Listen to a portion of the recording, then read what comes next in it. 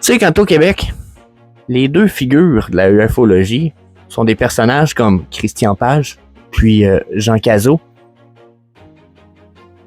Je vous avoue, je suis pas surpris que le Québec soit pris pour des hosties de morons dans le reste du monde. Question ufologie. C'est comme pas une surprise.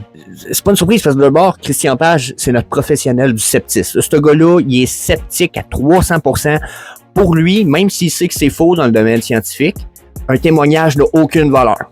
Et pourtant, il sait très bien que c'est faux, mais c'est ce qu'il va répéter depuis des dizaines d'années dans le domaine. Et ça, c'est la figure numéro 1 qu'on a. Hein? La figure numéro 2, on a le droit à M. Cazot.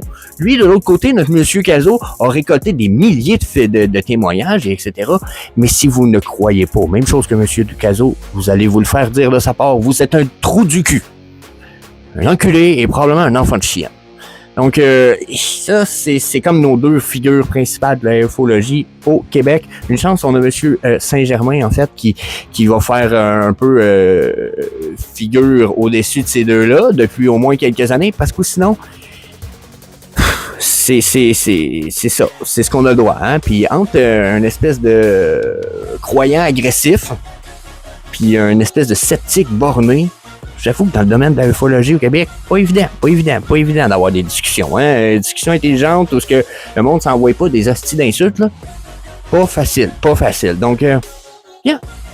Je dis ça, je dis rien, mais si jamais vous voulez avoir justement un petit follow-up sur des trucs UFO, Disclosure, JFK, qui se passent peut-être alentour du monde, je vais faire une couple de petites vidéos probablement toutes les semaines là-dessus sur la chaîne Disclosure Talk. So, yeah.